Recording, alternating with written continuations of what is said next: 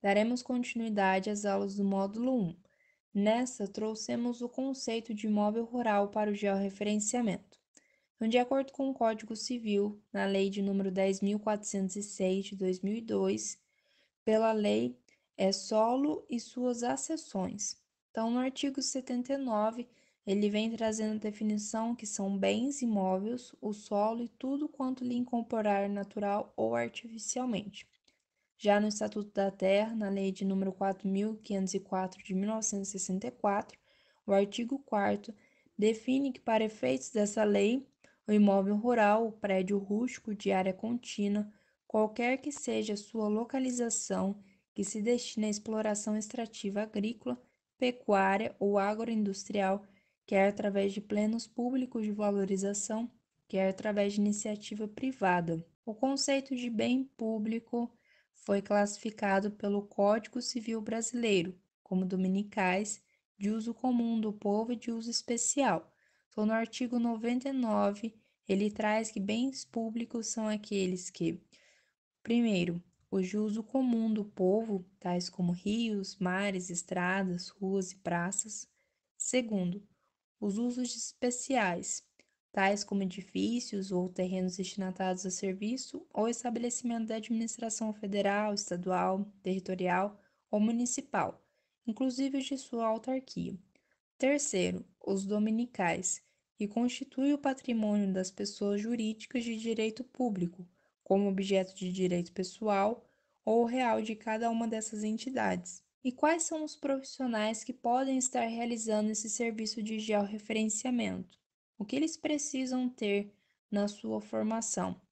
De acordo com a legislação vigente, somente os profissionais registrados no CONFEA-CREA podem georreferenciar um imóvel, ou seja, eles precisam ter o credenciamento e a emissão de anotação de responsabilidade técnica, mais conhecido como ART. Esse profissional deve ter em sua formação as atribuições de georreferenciamento.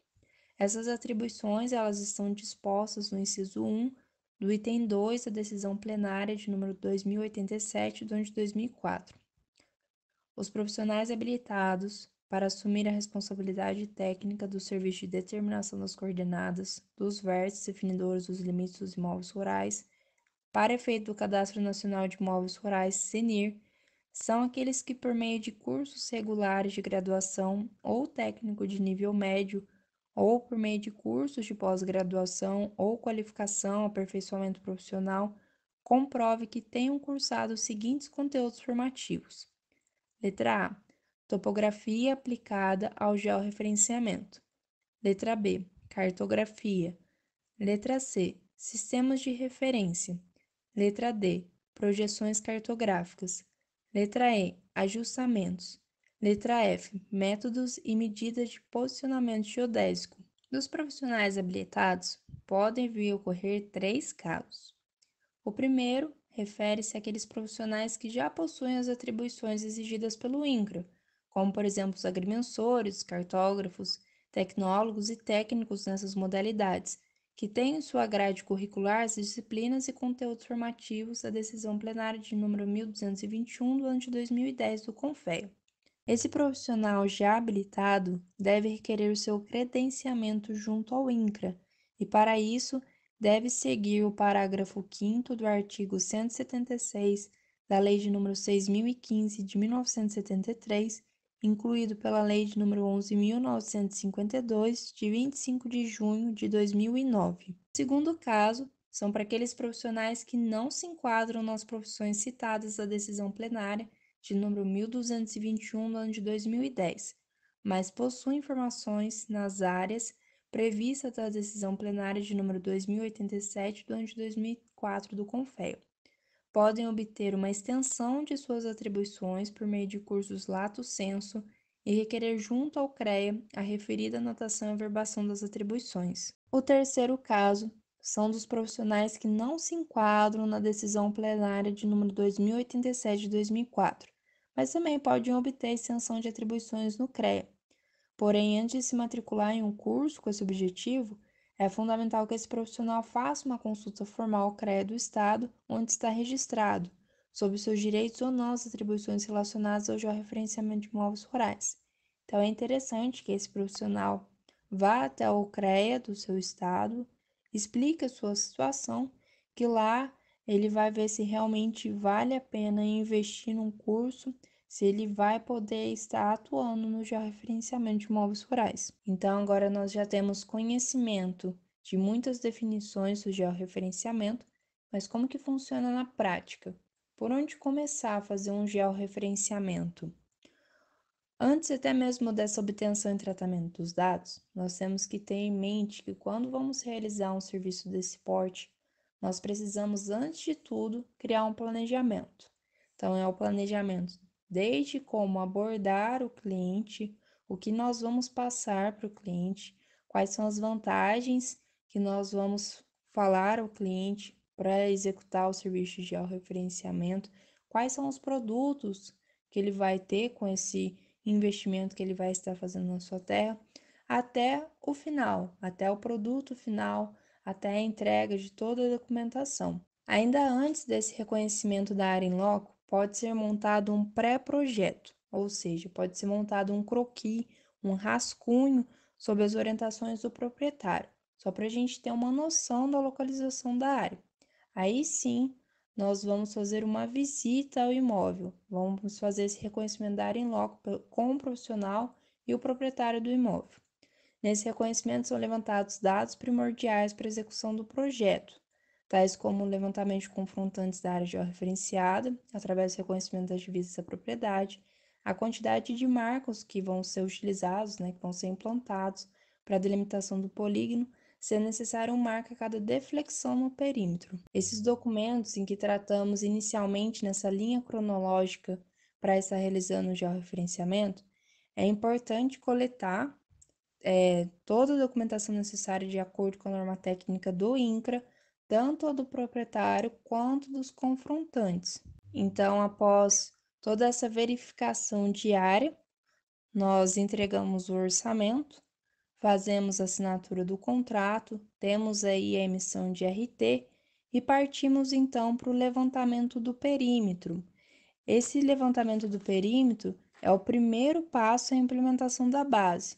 Então, nós vamos escolher o local de melhor acesso que não seja propício ao multicaminhamento, além de indagar o proprietário sobre possíveis obras em um futuro próximo no local. Depois desse levantamento do perímetro, nós fazemos então um levantamento de córregos, estradas, cercas, entre outras feições existentes no local. Esses dados eles podem ser obtidos através de equipamentos coletor, realizado com os GPS geodésico L1 e L2. Lembrando que L1 e L2 são receptores de dupla frequência aptos a realizar todos os métodos de rastreio. A frequência de operação depende da acurácia do serviço a ser realizado. Esses equipamentos, eles possibilitam a utilização em levantamentos com bases longas, ou seja, grandes distâncias entre os vértices com maior precisão, quando comparados aos equipamentos de uma frequência. Terminado o levantamento dos dados, agora iremos realizar o tratamento. É a etapa de processamento dos dados. Então, nesse procedimento, nós devemos conferir os resultados e os valores de acurácia, se eles são dentro dos padrões exigidos. Então, esse geoprocessamento dos dados nativos consiste na obtenção das coordenadas geodésicas com as quais são elaboradas as plantas topográficas, que seria o produto final. Então, realizada a etapa de processamento dos dados e essa validação, nós vamos encaminhar para o cartório. Uma vez que esteja tudo certo com o processo, o profissional do registro de imóveis irá emitir a matrícula do imóvel e posteriormente acessará a guia Registro no CGF e validar o mesmo. Então, lá vão ter declarações de reconhecimento de limites devidamente assinadas com firma reconhecida, planta topográfica contendo os dados do proprietário, dos confrontantes, do responsável técnico e respectivo memorial descritivo, planta topográfica com respectivo memorial descritivo, com a certificação enviada pelo INCA através da plataforma CGF, a RT com comprovante de pagamento, requerimento solicitando a inclusão das peças técnicas, retificação e certificação do polígono na matrícula e registro do imóvel. Nós temos a análise do processo pelo profissional do INCRA. Então, somente após o profissional de registro ter validado o registro do imóvel, é que um profissional do INCRA irá analisar o processo. Então, esse profissional vai analisar o quê? Se não existe sobreposição de área, se não existe altitudes problemáticas, se não existe altitudes com valor de zero, se não existe altitudes iguais, a geometria desses dados, verificando toda a parte de córregos e rodovias. Então, uma vez que esteja tudo corretamente, o profissional do INCRA irá atribuir um novo número cadastral ao imóvel e informará o profissional do registro de imóveis. Chegamos ao término do módulo 1. Espero que tenha gostado. Caso tenha alguma dúvida, entre em contato conosco e desde já agradeço pela atenção e nos vemos no próximo módulo.